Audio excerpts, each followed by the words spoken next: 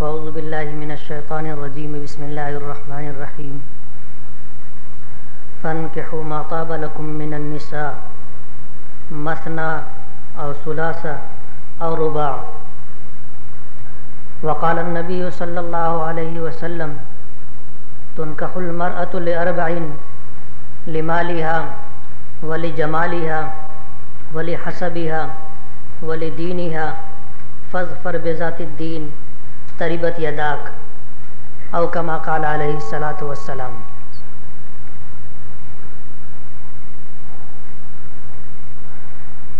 حضرات علماء کرام، بزرگوں اور دوستوں، بات شروع کرنے سے پہلے اہلکار سوسائٹی کے ذمہ داران سے اور آپ لوگوں سے میں یہ کہنا چاہوں گا کہ کسی بھی مجلس کی صدارت یا کسی بھی جلسے کی صدارت کسی بڑی شخصیت کو، بڑے عالم کو، بزرگ حضرات کو دی جائے تو یہ اعزاز کی بات ہوتی ہے، اور ہم جیسے چھوٹوں کو کسی جلسے کی صدارت دی جائے تو یہ سزا ہوتی ہے۔ پتہ ہے آپ لوگوں کو کہ صدر کی یہ ذمہ داری ہوتی ہے کہ سب سے پہلے آوے اور سب کے بعد جائے۔ ابھی ہم لوگ الحمدللہ عمر کے اس دور میں نہیں پہنچے، اس لیے ہمیشہ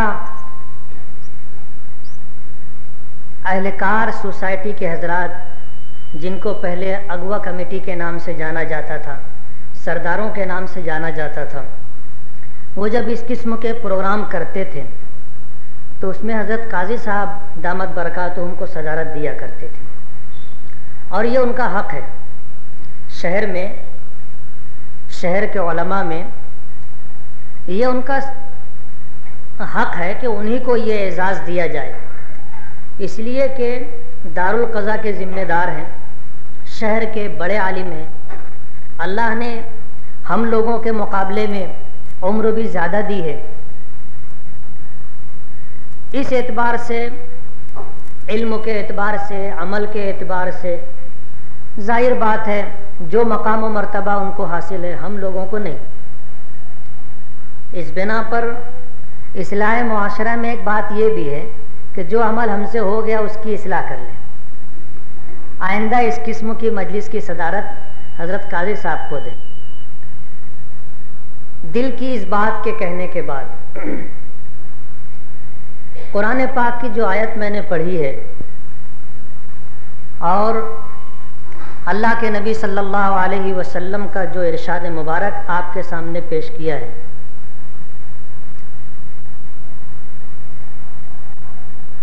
اس پر گفتگو کرنے سے پہلے میں یہ بات کہہ دوں کہ عنوان تو مجھے دیا گیا، لیکن ضمناً کئی حضرات کی باتوں میں یہ عنوان آ چکا،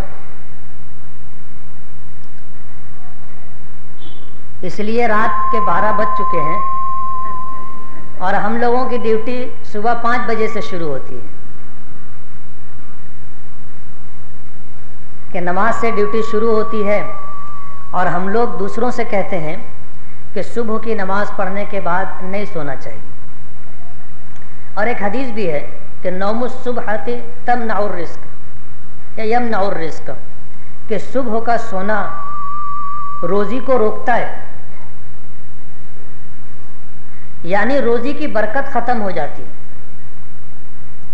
ایک صحابی تھے، حضور پاک صلی اللہ علیہ وسلم کی خدمت میں آئے اور آ کر کے روزی کی بے برکتی کی اور روزی کی تنگی کی شکایت کی کہ اللہ کے رسول صلی اللہ علیہ وسلم اس معاملے میں بہت پریشان رہتا ہوں۔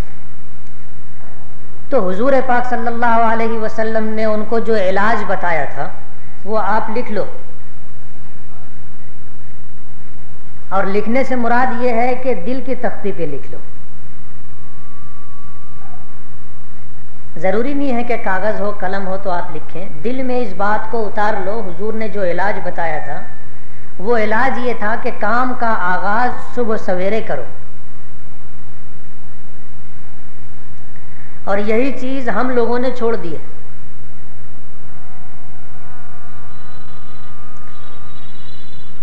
ہم میں جو مالدار طبقہ ہے وہ دیر تک سونے کا عادی ہے، اور یہ سیٹ ہونے کی علامت سمجھا جاتا ہے، خاص طور پر جو کاروبار سے وابستہ ہے۔ پوری رات جاگنا، اذان سن کر کے سونے کے لیے جانا، اور ظہر تک سوتے رہنا۔ اس لیے جو ہے ہم لوگوں کو آج کی اس مجلس میں مجھے بات مختصر کرنی ہے، لمبی بات نہیں کروں گا، اور یہ جتنی باتیں میں کہہ رہا ہوں اسی کے پیش نظر کہہ رہا ہوں۔ تو ہم لوگوں کی ڈیوٹی صبح سویرے شروع ہو جاتی ہے، اور صبح کی بھی ڈیوٹی ہے 12 ساڑھے 12 بجے تک، پھر ظہر کے بعد ڈیوٹی شروع ہوتی ہے تو عصر تک، اور خیر سے امامت بھی ہے، اس لیے 5 وقتہ مسجد میں حاضری بھی دینی ہوتی ہے، اور بھی ذاتی مصروفیات دوسروں کے کام بھی ہوتے ہیں۔ اس بنا پر جو ہے ہم لوگوں کو دن میں آرام کرنے کا موقع نہیں ملتا۔ ابھی لمبی بات کر لیں گے، کل سے گڑبڑ شروع ہو جائے گی، کل کا دن ایسا ہی رہے گا۔ اس بنا پر جو عنوان مجھے دیا گیا ہے اس تعلق سے گفتگو آ چکی ہے۔ اختصار کے ساتھ ایک بات میں یہ کہوں گا کہ نکاح تو پسند سے کیا جاتا ہے، برابر ہے۔ ابھی مفتی صاحب نے ایک بات یہ کہی تھی کہ اللہ کے نبی صلی اللہ علیہ وسلم نے نکاح کرنے والوں کو اس بات کی اجازت دی ہے کہ جس سے نکاح ہونا ہے اس کو ایک نظر دیکھ لے۔ امام بخاری رحمۃ اللہ علیہ نے اس پر باب باندھا ہے، النظر الی المخطوبہ، کہ جس کو نکاح کا پیغام دینا ہے، نکاح کرنا ہے، اس کو ایک نظر دیکھ لے۔ کتنی نظر؟ ایک نظر۔ اور اس معاملے میں لڑکی کے سرپرستوں کو شریعت کا مزاج سمجھنا چاہیے۔ بعض بچے جب دیکھنا چاہتے ہیں تو باپ کو، یعنی لڑکی کے باپ کو اور لڑکی کے بھائیوں کو اور خاندان کے مردوں کو غیرت آتی، وہ اس کو گوارا نہیں کرتے، انکار کر دیتے ہیں کہ لڑکی نہیں دینا ہے۔ اگوا حضرات کو اس کا تجربہ ہوگا، بول دیتے آئندہ ایسا پیغام مت لانا۔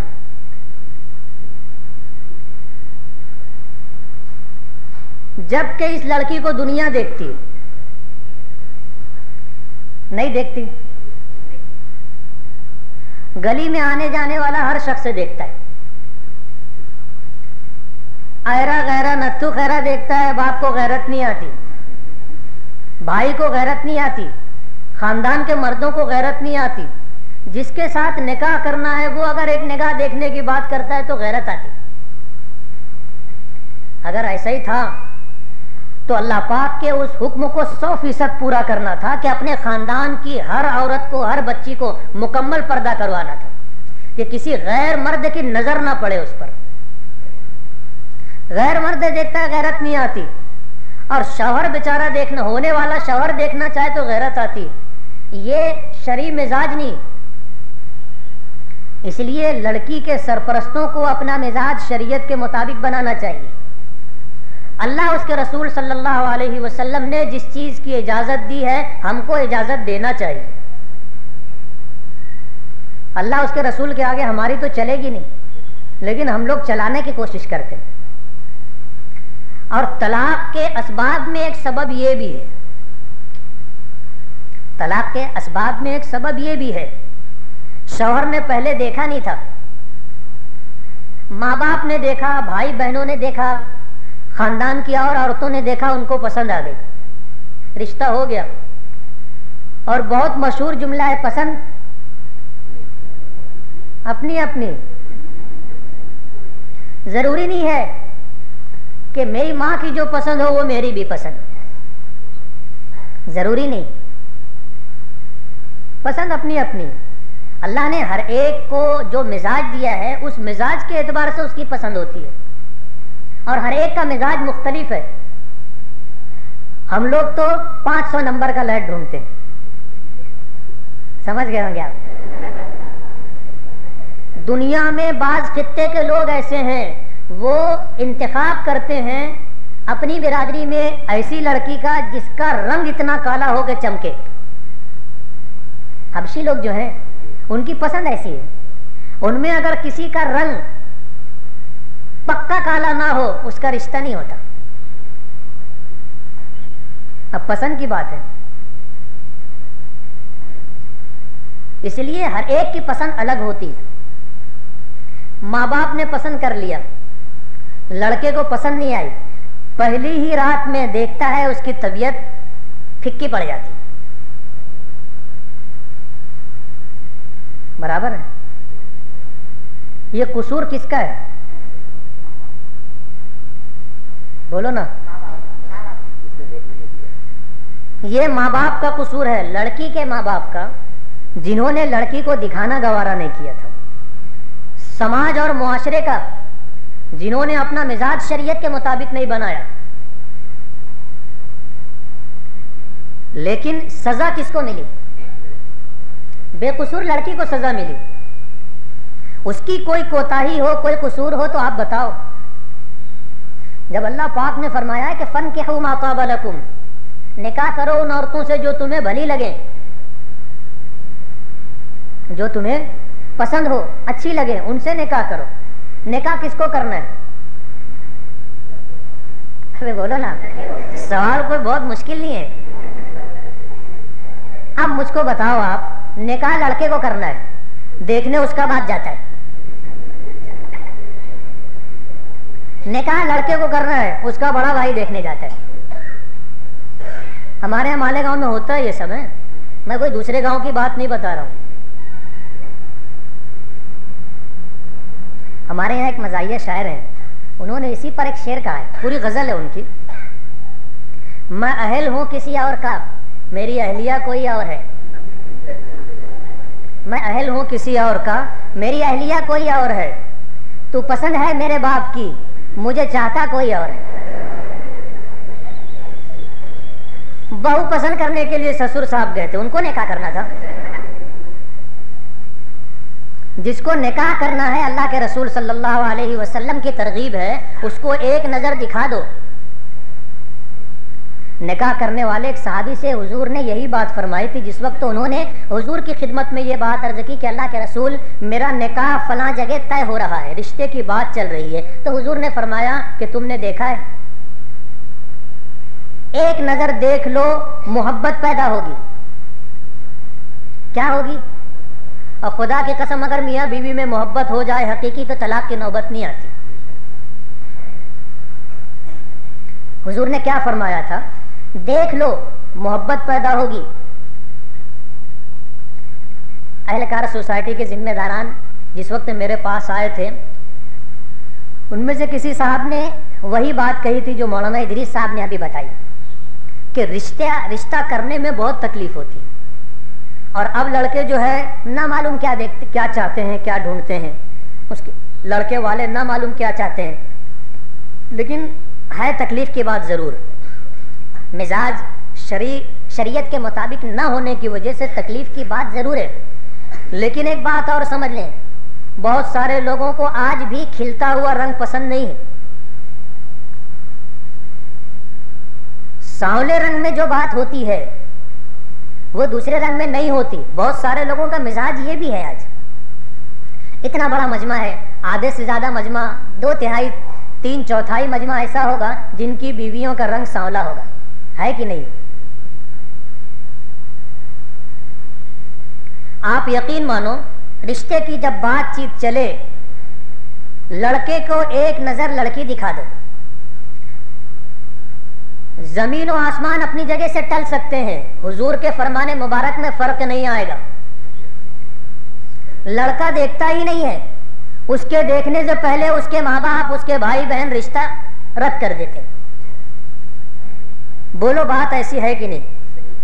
لڑکی کے ماں باپ ہی نہیں بول دیتے، ابھی لڑکے نے دیکھا بھی نہیں، آپ لڑکے کو دکھا دو, آپ یقین مانو آپ کا یہ مسئلہ حل ہو جائے گا.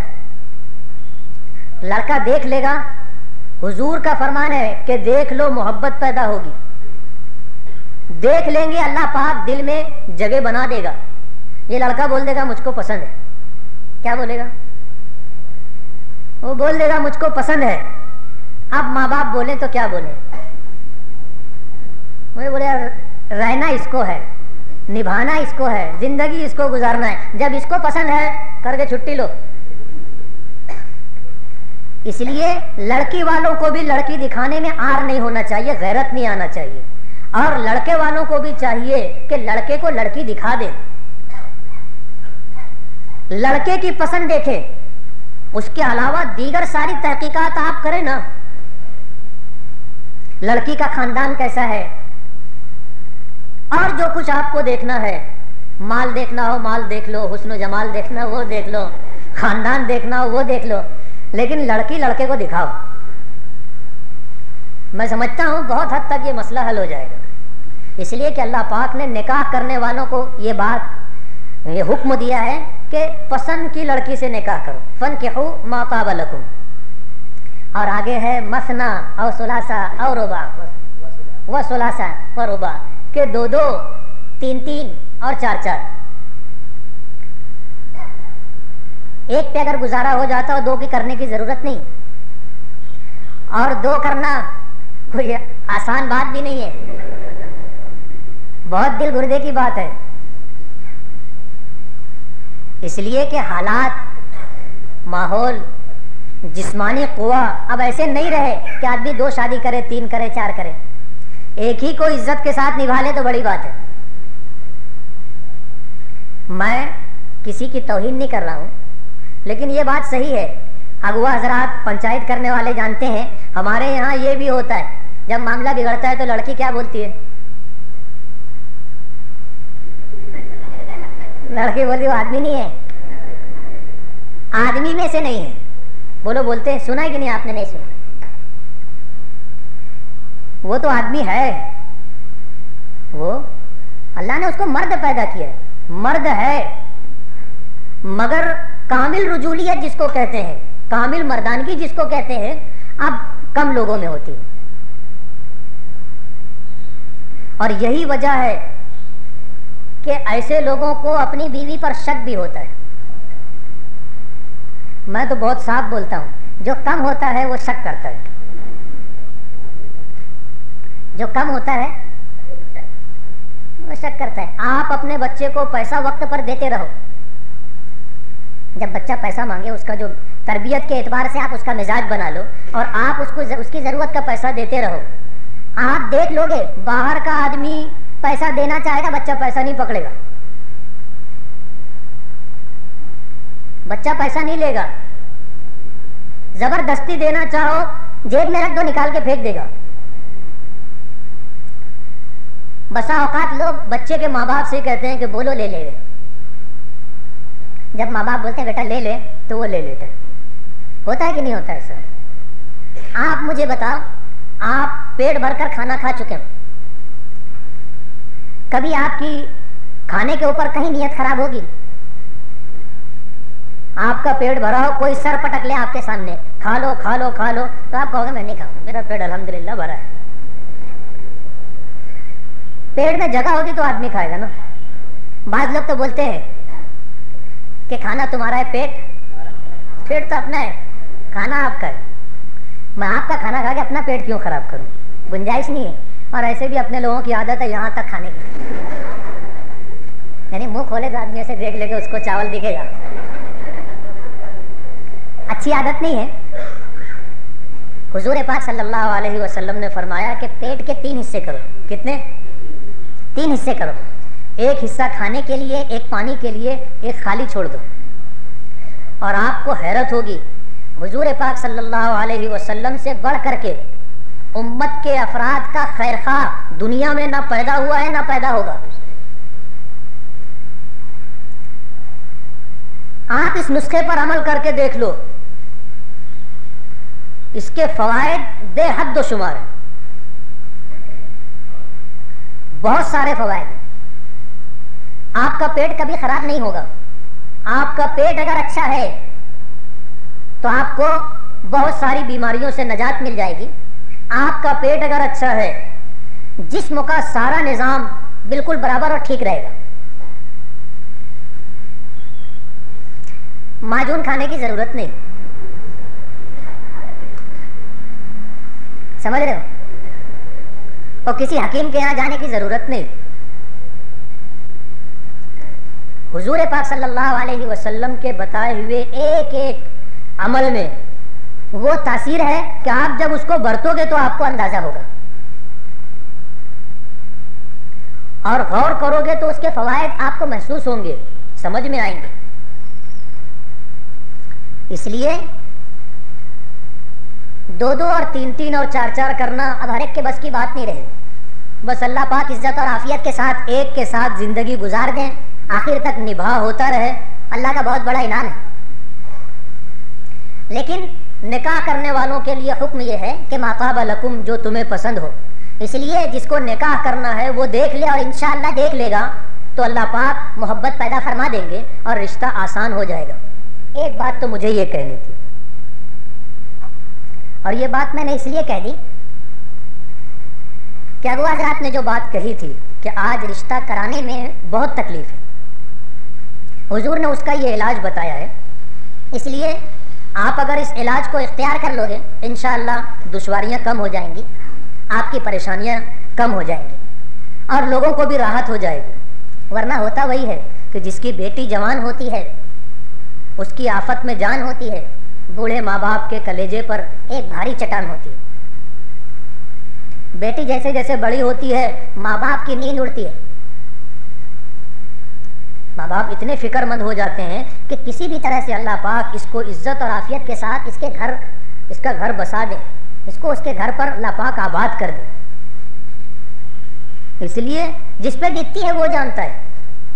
بیٹی کی عمر ہو جائے رشتہ نہ آئے ماں باپ کی نیند اڑ جاتی. اس لیے میں نے یہ بات کہہ دی. اور مجھے جو عنوان دیا گیا ہے اس کے لیے میں نے حدیث پڑھی تھی کہ 4 خوبیوں کو دیکھ کر نکاح کیا جاتا ہے. سب سے پہلی چیز لمالہا, مالداری دیکھ کر نکاح کیا جاتا ہے. اور ہے بھی ایسا ہی. عام طور پر 70% لوگ 80% لوگ مالداری دیکھ کر نکاح کرتے ہیں. حالانکہ ملتا وہی ہے جو نصیب کا ہے. اس پر ایمان ہے کہ نہیں؟ ملتا وہی ہے جو نصیب کا ہے.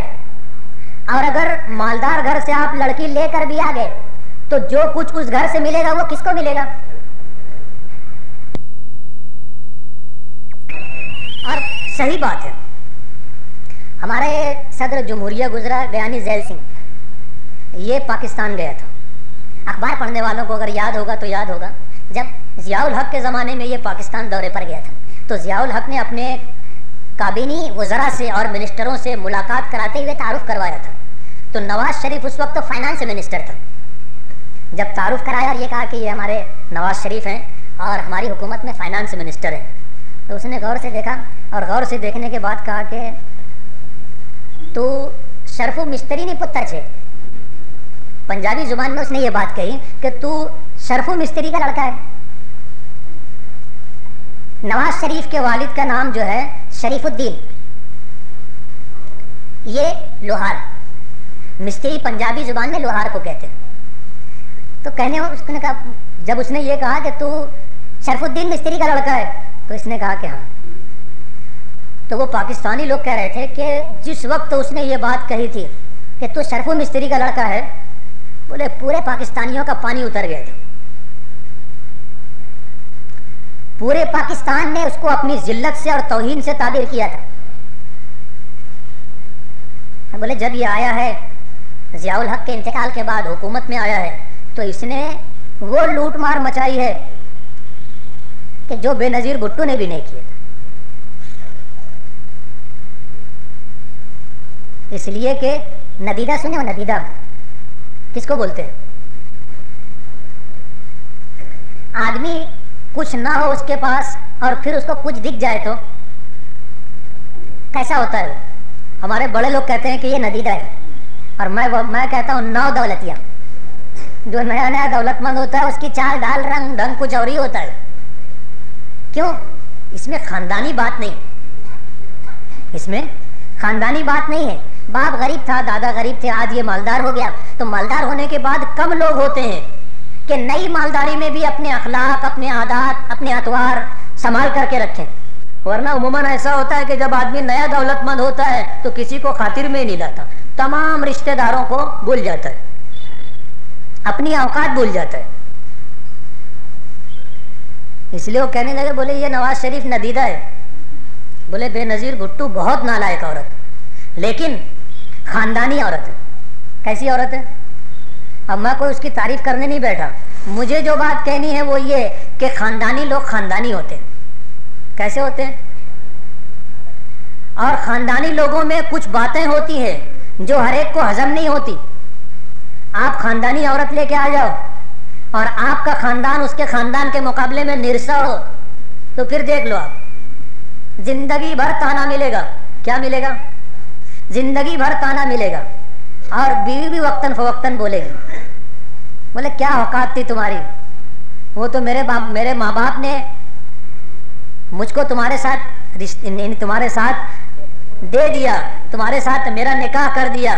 بولے کچھ تم کو بھی عزت مل گئی, ورنہ کون پہچانتا تھا تم کو. اور جس دن وہ یہ بول دیتی ہے